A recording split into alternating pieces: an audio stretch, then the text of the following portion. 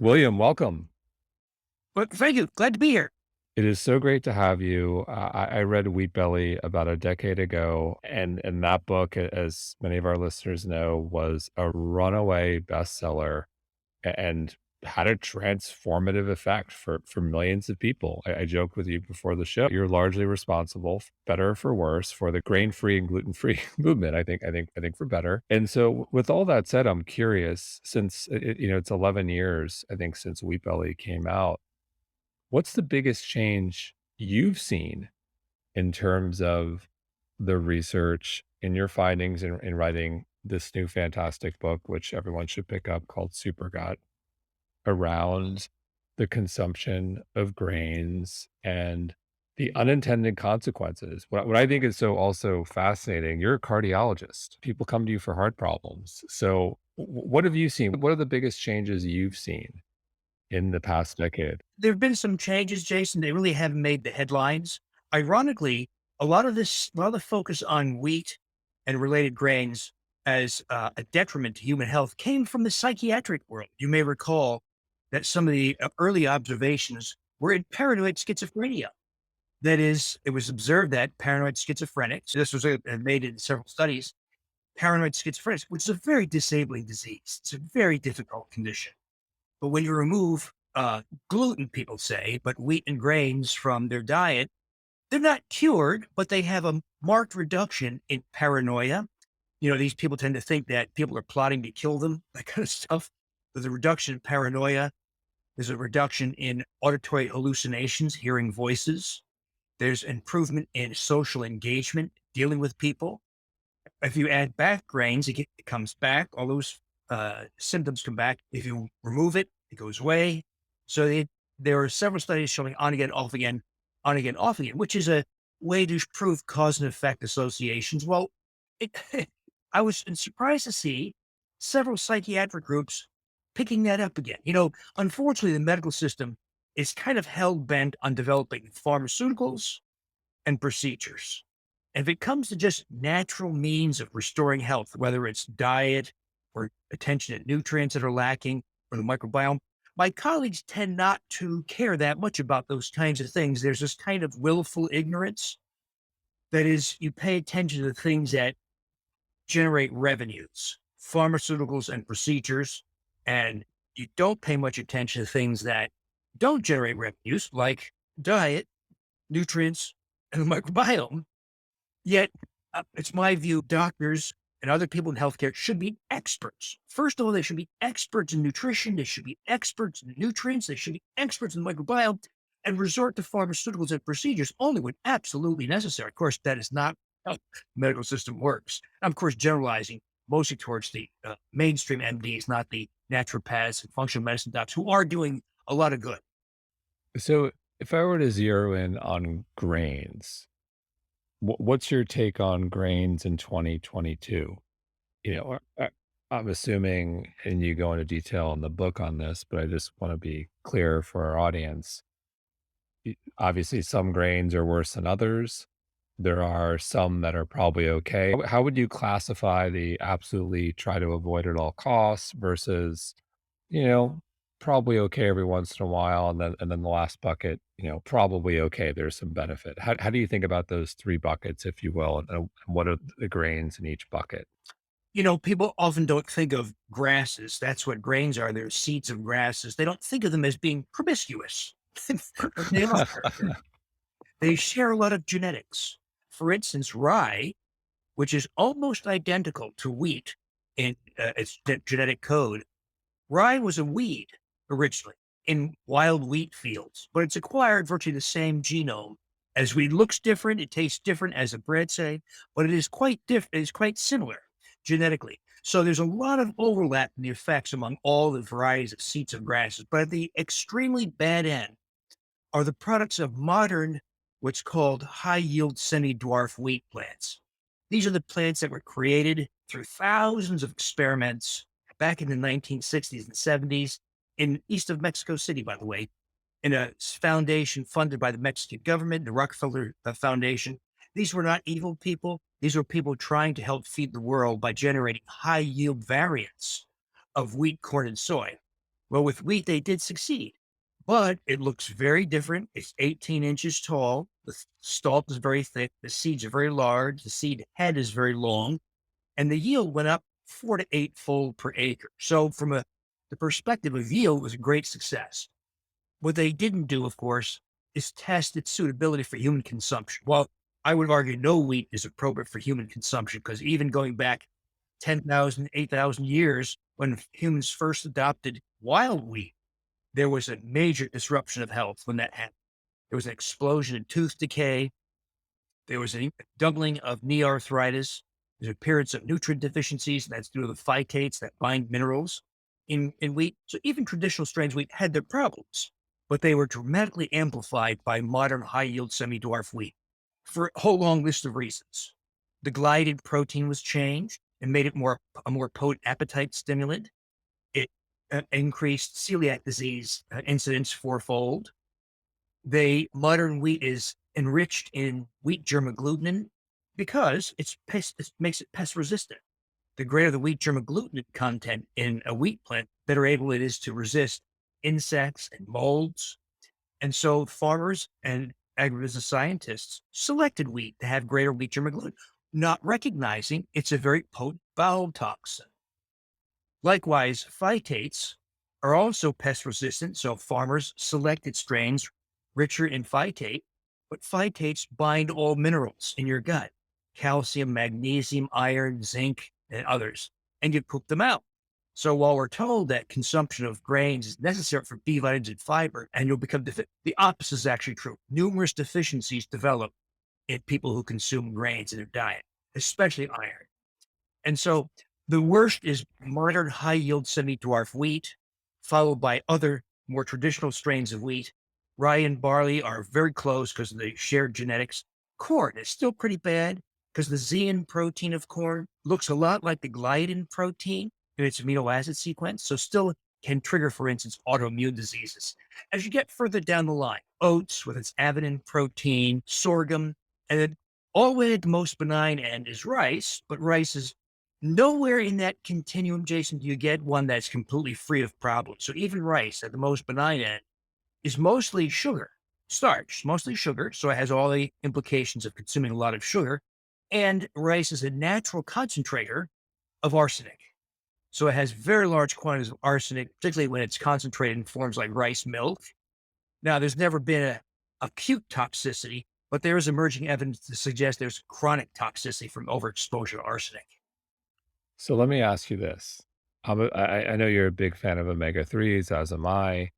I love personally getting my wild sliced salmon from the iconic Russin Daughters here in New York City. We'll walk over there, I'll pick it up, and I have to put it on a piece of bread. So if I have to take my fantastic wild salmon and put it on a piece of bread, and I can get any bread I want, what's in your opinion, what bread should I put that amazing, delicious wild salmon on?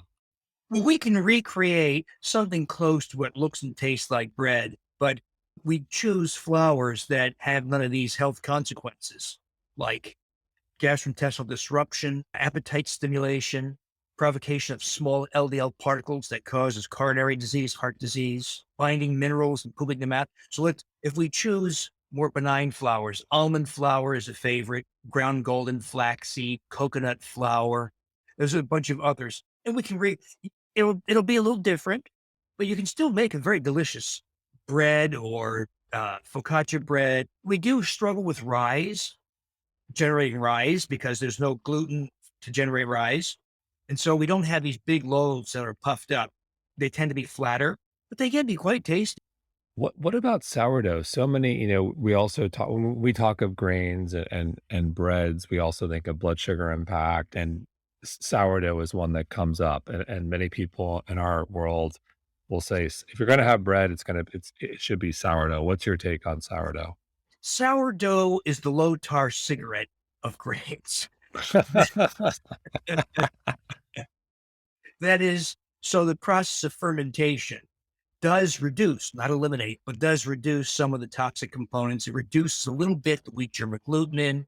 It reduced the content of amylopectin A. Amylopectin A is the carbohydrate unique to grains that raises blood sugar higher than table sugar. So those components are reduced, but they're not eliminated. The gliadin protein is Sure. reduced, graded, but it's still there. And when you bake something, also, some people will say sourdough bread is a good source of probiotic organisms because it's a fermented product, but you bake it. When you bake it, you kill all the microbes. Got it. So sourdough is we got somewhat of an okay. I'll take that as a win. What I think is so interesting about you, one of the things is you're a cardiologist. So you mentioned LDL particles in the book. You talk about TMAO, which is a marker we should look at. And before I go to TMAO, because you say how we're thinking about that is flawed, at least traditional medical system. Can you talk about how this all ladders up to heart health and how you kind of got interested in the gut, in the biome, in grains from your perspective? You're a cardiologist. Well, I began many years ago putting in stents and doing atherectomies and angioplasty and aborting heart attacks. But then my mom, who was living in New Jersey where I grew up, died of sudden cardiac death after her successful two-vessel coronary angioplasty. Well, that's what I did for a living in Milwaukee, Cleveland and Milwaukee. And it illustrated to me just how unsatisfactory it was to try to manage this very dangerous disease in a cath lab because people often don't make it to the cath lab. They have a heart attack at home or they die shoveling snow or something like that. So I wanted to find a way to help people identify those kinds of bad heart events 2 years, 5 years, 10 years before they became a real risk. Well, back then, this remains true today. The best, most accessible way to do that is to score the calcium in your arteries because you could see it. And calcium comprises 20% of total atherosclerotic plaque volume. So I set up the first CT, back then at EBT, but now CT scanner in Wisconsin, one of the first in the Midwest. And we started scanning people left and right. And you know what, Jason? When you look for silent early heart disease, it's everywhere. And so I have all these people freaking out because they have high scores. Normal is zero. Any score higher, 300, 500, 1,000 means you're getting close to a heart attack, death, sudden cardiac death, or needing a procedure. Well, back then, this is 20 some years ago now, people would come in and they'd have a score, say, of 300. And they say, what do I do? Well, back then, I would say, well, take aspirin, a statin drug at high dose, a cholesterol drug, cut the fat and saturated fat in your diet, and exercise. Now we help publish these data. If you do nothing, the score goes up on average 25% per year, and you get closer and closer to dying, a heart attack, etc. If you put somebody on a high dose of a statin drug like Lipitor and an aspirin, low fat diet, exercise program, score goes up 25% per year. There's no impact on this measure whatsoever. Well, my colleagues, the experts, said things like, well, if we can't stop it, don't rescan these people. Let them have their symptoms or heart attack and deal with it then. I thought that sucked. I thought that was a terrible answer. And so I looked for ways to at least slow that 25% per year. If that was money, imagine what that would do. That's a very rapid rate of growth. So it took me some years of zigzagging and trial and error, but it led me to lessons like this. You add vitamin D, and it was the first time I saw scores drop. A score of 900 would be 480. So like dramatic decrease. You can actually see the plaque shrinking on the CT heart scan. But one of the tests I was running back then was it's become clear that cholesterol testing is an absurd, outdated notion and that there are better methods to quantify the particles in the blood that lead to heart disease. One of those methods is nuclear magnetic resonance or NMR lipoproteins. And when you see somebody with heart disease, whether it's a high calcium score or they had two stents or they survived sudden cardiac death or any of those things, you'll see that virtually 100% of them don't have high cholesterol. That's a ridiculous notion. In fact, they usually have average cholesterols, but they do have, almost without exception, a severe excess of small LDL particles coupled with insulin resistance and inflammation. And so the only thing that causes small LDL particles, this science came out of UC Berkeley, Hopkins, real science, not my science, other people's science. They showed that the only foods that did that were grains and sugars. So I had my patients, all these people, I said, let's try this. Your small LDL on your lipoprotein panel is 2,400. nanomoles per liter, something like that, particle count per volume. Let's try it. Remove all wheat, grain, and sugar.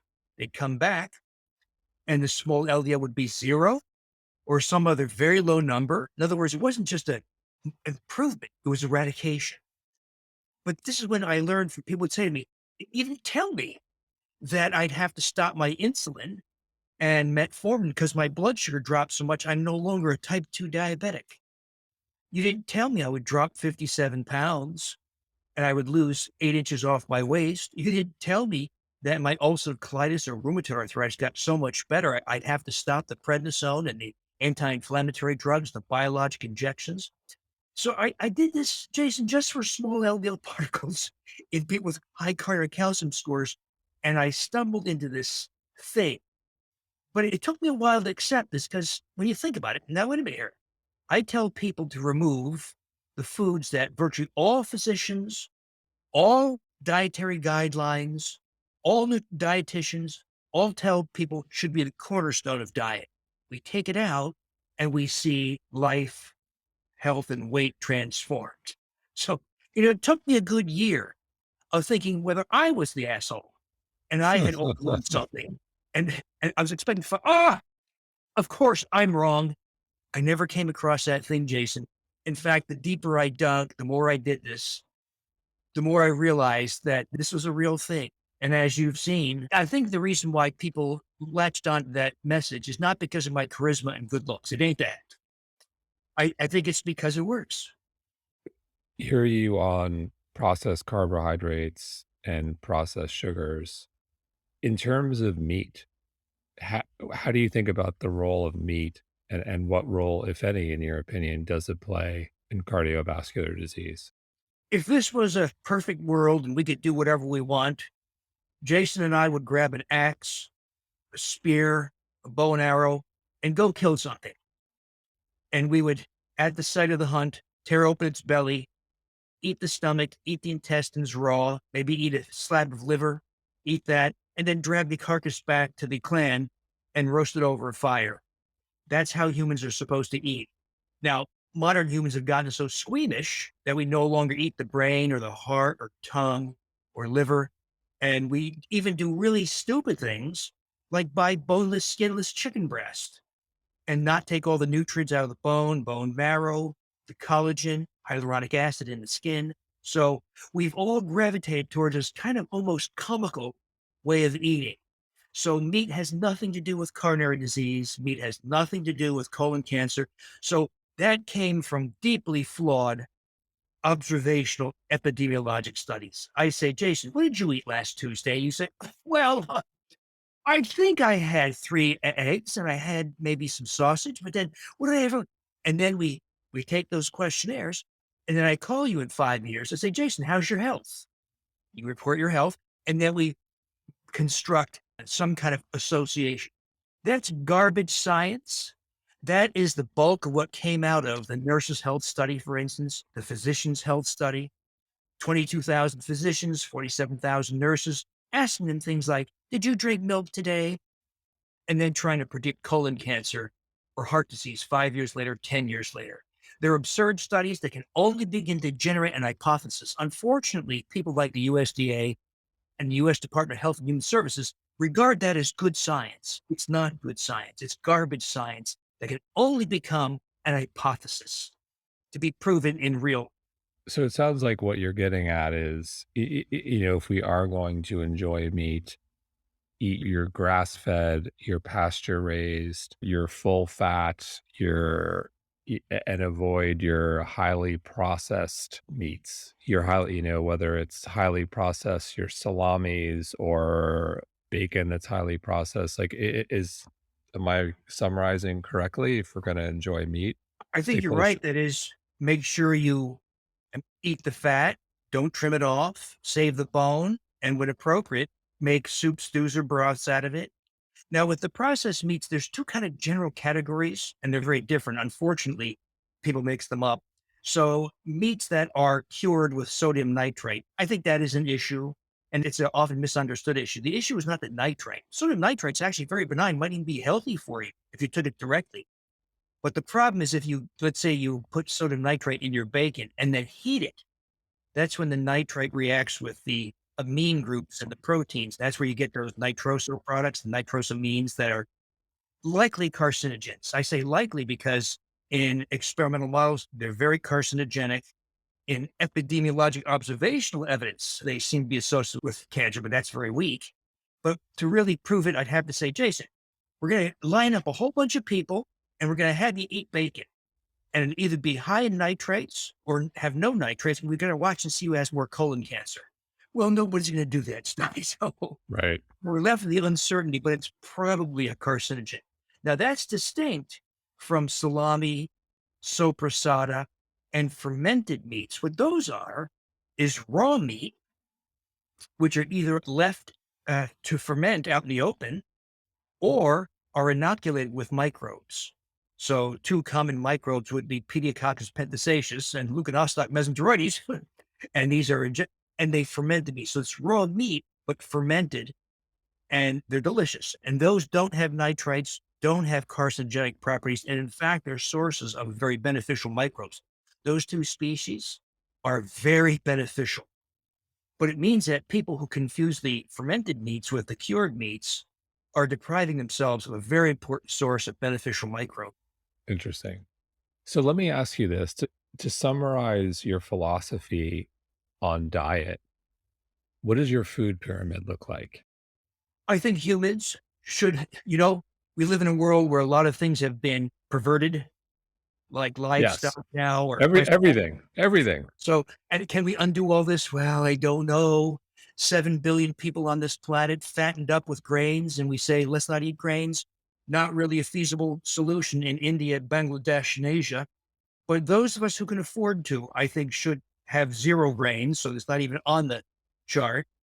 I think the centerpiece should be consumption of animal products, whether that's in the form of fish or shellfish or poultry or wild game or livestock as best as most people can tolerate in a squeamish modern world.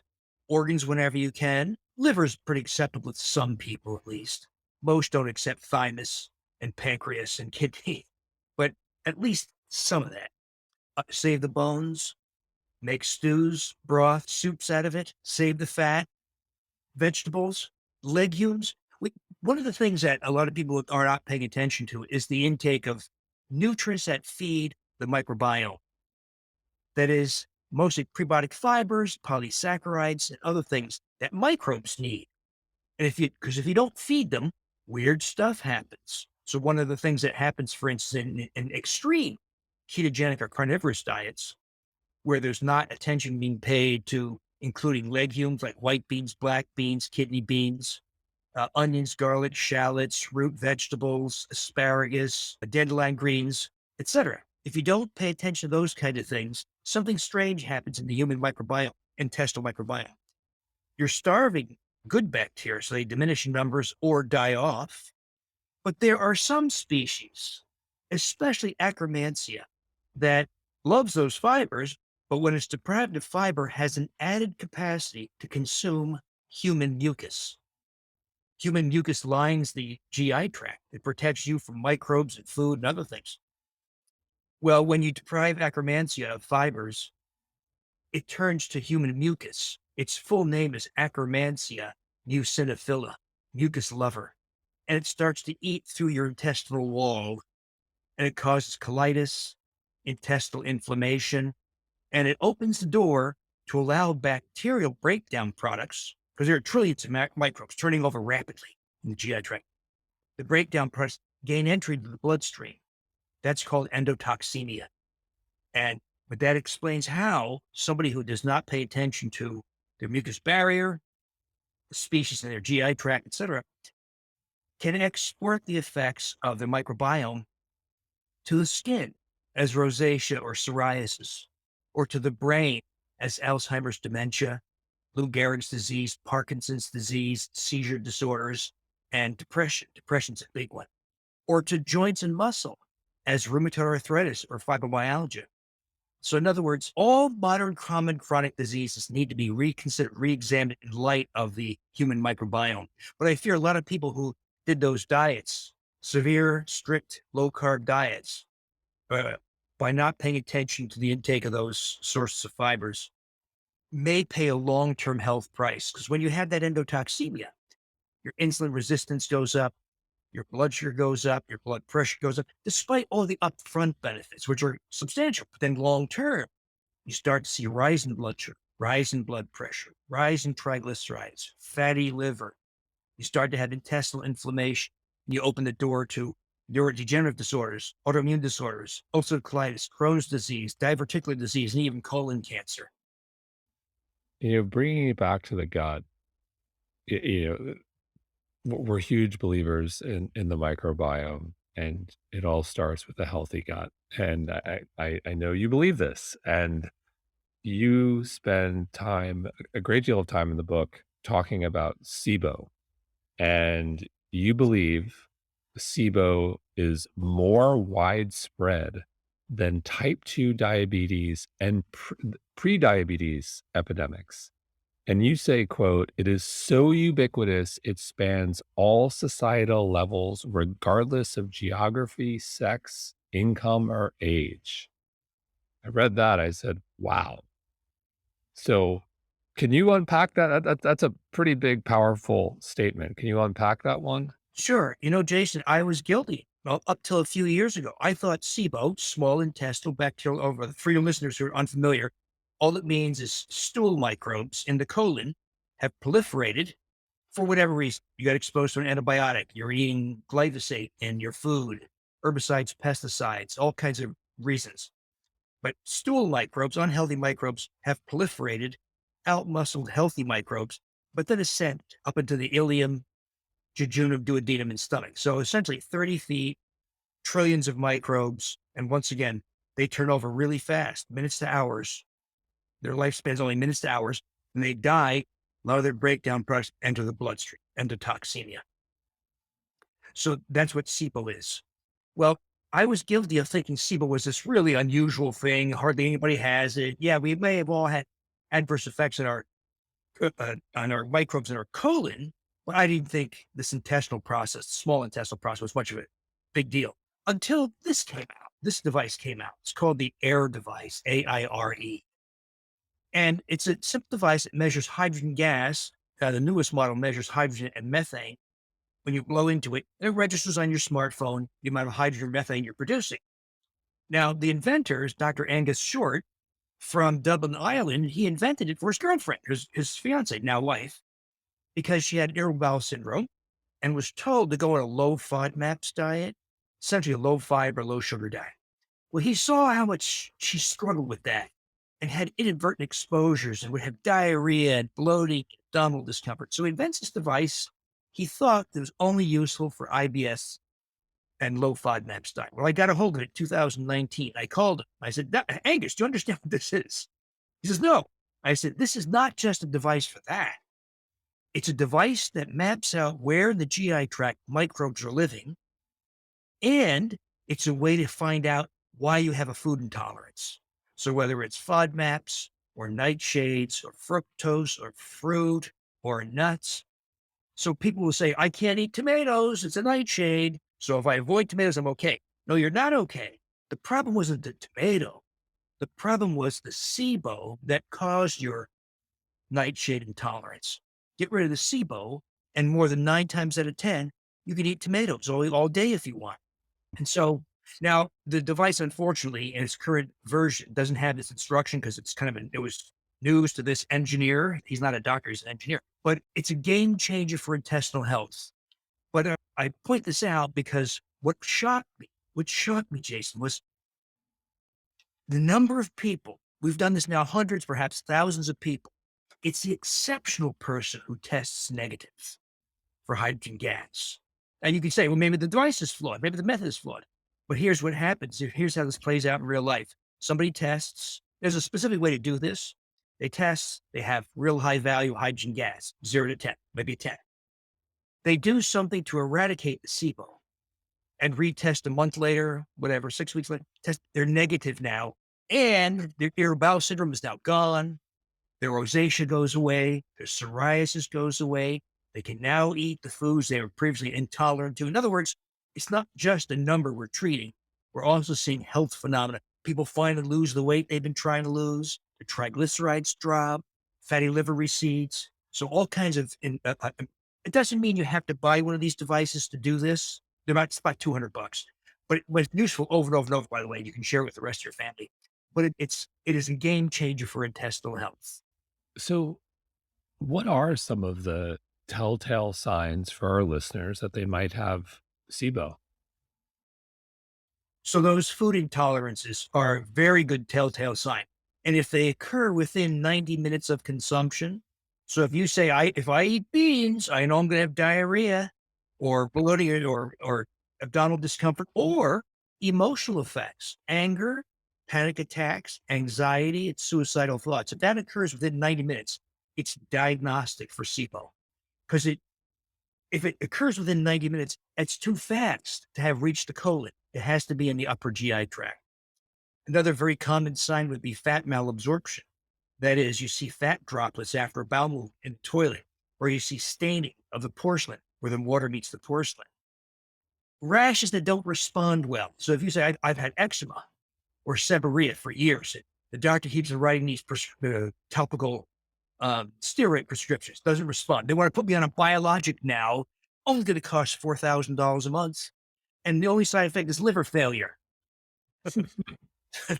So those are telltale signs. There's also conditions so frequently associated with SIBO that if you have them, you could pretty much assume you've got SIBO. Fibromyalgia, about if we believe Mark Pimentel's very excellent data from Cedars-Sinai, UCLA, 100% of people with fibromyalgia have SIBO, and they have it to a severe degree. The great majority of people with irritable bowel syndrome have SIBO. People with neurodegenerative diseases or autoimmune diseases have SIBO. If you're obese, a type 2 diabetic, have metabolic syndrome, prediabetes, fatty liver, very high likelihood. There's 150 million Americans with fatty liver now, and Wow. 50% of them have SIBO. Not my speculation. This is formal evidence. So if 150 million Americans have fatty liver on their way to cirrhosis, by the way, I hear my colleagues say things like, oh, don't worry, you have fatty liver. What can I do about it, doc? Nothing. Meaning there's no pharmaceutical or procedure for it, even though you can do a ton about it nutritionally and in the microbiome. But those people go on to have cirrhosis. Cirrhosis is not this benign condition. It is a horrible condition. Your belly swells with fluid, you start to turn yellow from jaundice, and you get varicose veins in your esophagus, causing you to puke up bright red blood. I've had many people puke bright red blood at me in the emergency room because they had esophageal varices. Cirrhosis is a terrible condition. So to say to somebody, there's nothing we can do, and then we'll watch you as you go through cirrhosis, and then we'll put you on the liver transplant list. I don't know if you ever saw somebody with a liver transplant. It is an absolutely horrible procedure. You have not brought a person a new life. It's an awful life. So to tell somebody that is in my view, criminal. When fatty liver is incredibly easy to turn around within 2 weeks, but it's not going to require drugs and procedures. So half the population in this country, 150 million people, so 50% of the population, more like 160 million, have fatty liver, half of whom have been tested, not the entire 150 million, but a portion of it. 50% have SIBO. So that alone is what, 75 million people?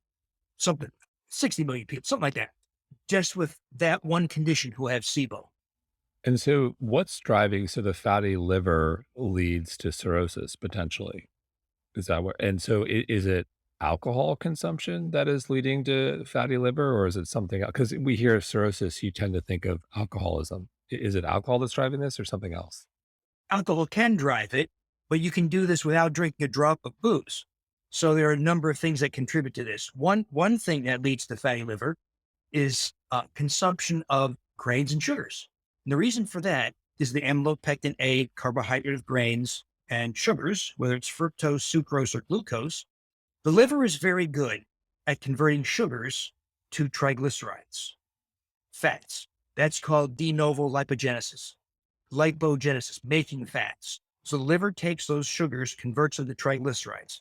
Some of those triglycerides gain entry into the bloodstream. So everybody who's got a fatty liver also has high triglycerides. And but some of the triglycerides stay in the liver. That's what clogs up the liver. Now, if you have insulin resistance, which is tens of millions of people in this country, insulin resistance turns up the volume on that process, makes it much worse. And then lastly, when you have dysbiosis, but more so SIBO, because the small bowel has a fragile single layer mucus barrier, the colon has a much more durable, strong dual layer mucus barrier. So when microbes crawl up the small bowel, they're more easily, their breakdown products, endotoxemia, is better able to enter the bloodstream. Now, the gastrointestinal tract is drained by something called the portal system. It's a venous system that drains straight to the liver before it enters the rest of the body. So GI tract, small bowel, endotoxemia, draining to the liver via the portal circulation. Your poor liver takes a beating, eightfold higher levels of endotoxin compared to the general circulation. So consumption of grains and sugars, insulin resistance, very common, and then endotoxemia in the portal system. Add those three up, your poor liver's been taking a beating. So it doesn't require alcohol to develop cirrhosis. In fact, this is becoming an epidemic. But unfortunately, my colleagues still say, sorry, there's nothing we can do, meaning there's no drugs or procedures, because they practice willful ignorance on nutrition, nutrients, and the microbiome. Wow, fascinating. I never thought of cirrhosis outside the context of alcohol consumption. Um, SIBO, the numbers are obviously very alarming. What I also found alarming is, oh, great, there's SIBO's lesser known cousin, if you will, which you call SIFO, SIFO. I'm like, this is a new one. I'm first to everything here. Can you talk about SIFO? So, but typically after antibiotics or somebody who consumes a lot of sugars, like sugary soft drinks, it encourages, so fungi, that's what SIFO is, small intestinal fungal overgrowth. Fungi love sugars. So whenever there's a lot of sugar in the vicinity or antibiotics kill off some healthy bacteria that kept fungi in check, fungi proliferate. And these are species like Candida albicans, Candida glabrata, Malassezia, and others. They proliferate, and they, like their nasty bacterial friends, can also ascend up into the small bowel, giving you 30 feet of fungal overgrowth. And that is, it's not as well charted out as SIBO, but it is surprisingly common. It's my view that you don't develop SIFO until you've had SIBO because it's healthy microbes, bacterial microbes that keep fungi in check. But this can be responsible for most commonly this feeling of insatiable sugar cravings. It's one way. Another is eczema that won't respond to steroid creams or just having eczema. A lot of mood swings also. It's very difficult to distinguish SIBO from SIFO just on symptoms, but those kind of three phenomena are more common in SIFO. Now, the conventional answer, sadly, Jason, is to ignore it or for the doctor to make fun of you. Oh, Jason, did you consult Dr. Google again? Don't waste my time. There's nothing wrong with you. There's no such thing. The harebrained things my colleagues say is just endless. So the good news here is, unfortunately, there's no air device for intestinal fungi. You could do a stool analysis and you could see an excess of fungus that way. But lately, the means to manage fungal overgrowth, if you suspect you have because you've got skin rashes and wild mood swings, etc., the treatments are so benign, it would be reasonable to proceed empirically. That is based on your best judgment, because the things we use, like berberine or curcumin, non-absorbed factors, by the way, you see a lot of hair pulling over. Why doesn't berberine or curcumin get absorbed? We're going to force absorption. We're going to add piperine and bioperine and nanoparticle emulsions. We're going to force absorption, ignoring the fact that if you take 100 milligrams of curcumin, you poop out 99 milligrams. But we know that it reduces inflammatory markers like C-reactive protein. We know it reduces arthritis pain. Well, how does it do that if it never makes it to the bloodstream? It never makes it to the knee or other parts of the body because it's having effects via the microbiome, bacteria, fungi, as well as the mucus and intestinal immune barrier. So we use a lot of berberine. curcumin, and food source essential oils that we dilute. And because those are very effective, those terpenes and food source essential oils are very safe. But there's a very specific way to use them because you don't take them directly. They're very caustic. They can burn. You want to dilute them heavily into. So we use a few drops, for instance, olive oil. Do that. The downside of fungal overgrowth is that two things. One, it takes much longer than SIBO. It takes months, 2, 3 months, not uncommon. And two, both eradication of both SIBO and SIFO, but SIFO more so, has this so-called die-off reaction phenomenon. That is, when you kill off microbes, you force a rapid endotoxemia.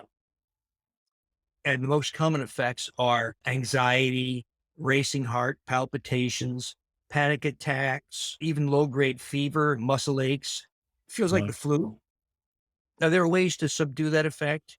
You can slow down your approach, space out your dosing, reduce the dose, generate less die-off, or taking something like activated charcoal, like 1,000 milligrams. And it works very well. So it's CFO, a whole nother world. We need better data, but it's a real thing. So there's so much great research in the book. I'm curious, while writing, was there one specific study that just jumped out at you and your jaw dropped? Yeah, there was actually a series of studies, Jason, from MIT that started in 2017 to 2013 to 2017. It came from a cancer group. They were just looking at the anti-cancer effects of this one species of microbe, Lactobacillus reuteri. But they noticed that the mice who got the reuteri developed all kinds of unexpected effects. Their skin healed faster after a wound. Their hair grew faster. They had more lustrous, moist hair, worse sebum. They didn't get fat when fed a bad diet. They didn't lose their hair. They continued to mate and play with each other even into old age. They preserved muscle, didn't lose muscle like all aging creatures do. In other words, a whole range of positive effects. So, thinking about that, seeing these data, I said, you know what? I'm going to get that same microbe. Its full name is Lactobacillus reuteri DSM 17938. So that's the strain they used. Well, that's available actually as a commercial product. It comes from a company in Sweden called BioGaia, and it's sold as a product called Gastrus, Gastrus. But it's a tablet intended for infants because it reduces colic. It helps them recover from diarrhea after an antibiotic. Has some other positive effects. Reduces regurgitation of formula and breast milk. So, because it was intended for babies, it was a very low dose, very low counts of microbes. So I thought, well, how can we get more of an adult dose? So I did something crazy. I made yogurt at it, but not yogurt in the conventional sense. Commercial yogurt is made by fermenting for 4 hours.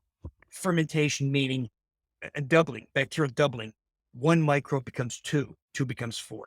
They don't have sexual reproduction like we do. They just double. So reuteri doubles every 3 hours. So if we did like they do with a yogurt factory and we allowed it to double over 4 hours, you've got nothing.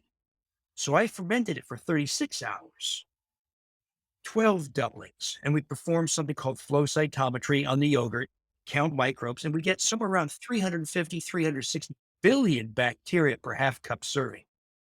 And now this is anecdotal, but thousands of people eating this yogurt with super duper high counts of reuteri, and virtually all the observations made in mice are playing out in humans.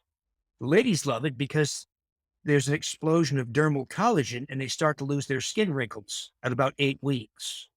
There's an acceleration of healing. There's a deeper sleep. So I was a chronic insomniac, always struggling to sleep, watching TV and reading books at 3 a.m. I sleep now straight through 9 hours, vivid dreams. Those of us who use actigraphic devices like an Apple Watch or an Aura Ring or a Whoop or a Fitbit and track REM and other phases of sleep, you'll see an extension, 20, 25% extended REM periods, which is restorative sleep, important for mental health. Libido goes up. You start to have more erotic dreams. This is true. You restore muscle loss. We lose muscle and strength as we age. It comes back, particularly if you combine it with strength training. There is human data that it preserves bone density. And you know what? Because this effect, according to the MIT studies, works. Reuteri tells your brain to release oxytocin, the hormone of love and empathy. People say, I like my spouse better.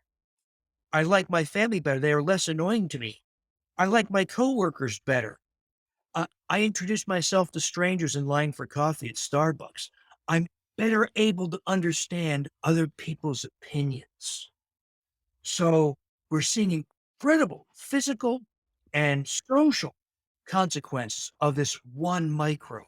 Now, there's many other microbes, by the way, Jason, missing, absent in modern microbiomes, and we could do the same. So I tell people, don't get overwhelmed by this. Think of it like going to a restaurant. You go to a restaurant, waitress hands you a menu.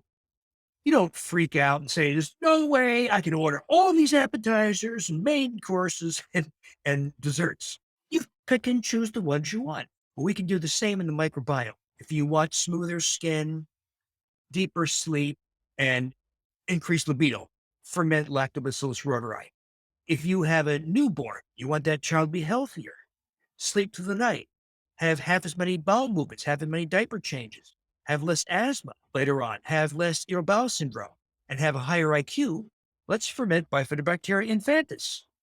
If you're a competitive athlete and you want to have quicker recovery, let's ferment Bacillus coagulans, the Ganeden strain, and that blocks the breakdown of muscle so that you recover much faster. So you can pick the microbe for the effect you want. Now, this is once you get rid of the SIBO, by the way, SIBO and SIBO. Because if you do this flip, if you flip flop, you do the yogurts because they're so fun, right? So exciting, so interesting. Do that first, but you're doing it in the setting of Rip Roy and SIBO. You won't get these kinds of benefits. You may get some, but you won't get full. So the key is to provide a clean slate first, address your SIBO, address your SIFO. You're feeling good. Your seborrhea is receding. Your ulcerative colitis is getting better. That's the time to make these really interesting that type of yogurt, by the way, could be coconut milk, it could be hummus, it could be fruit purees that you ferment. Fascinating, fascinating. So, in closing, what's the future look like to you? Is it, I feel like we've talked about fecal transplants for a while now, and I'm still not seeing many of them. Maybe people aren't advertising they're having them. I don't know, but what is the future of this conversation in, I know I'll say a year from now. Well, I don't do fecal transplants, and I'm not a big fan of them. There have been deaths from fecal transplant. I did not know that. Yeah. So one of the things they assume is the donor is healthy. Well, healthy is a very rare commodity nowadays. So now I think what's going to happen in that little world is there's going to be stool banks of people who have been screened for hepatitis C, HIV, all kinds of things, and for metabolic markers, and have their microbiome characterized. And those people get to be chronic stool donors, and that'll be the source. Now, by the way, we have to be careful with my colleagues because they love to monetize things. So they try to make every health condition into a procedure. It's easy to lose weight. Why do you have to do a lap band or gastric bypass that impairs somebody's health for the rest of their shortened lives? Because it's a monetization strategy. So that's the bad news. The good news is the insight, the strategies coming out of the world of the microbiome are becoming so incredibly powerful. I mean, we're talking about deeper sleep, restoration of muscle, increased libido, acceleration of healing. These are big effects, and it's getting better and better. I think we're going to challenge those SOBs in the pharmaceutical industry who are cutthroat, predatory, exploitative people who just want the billions and trillions of dollars that come from Americans' pockets. That's why, by the way, people like you and me and a lot of the people who write books on health can no longer get on TV because it's not in the interest of big pharma, a major advertiser now on American media. And so uh, that's why what you're doing, Jason, is so important to get these kinds of messages out to let people know. Don't pay attention to the drug advertising on TV.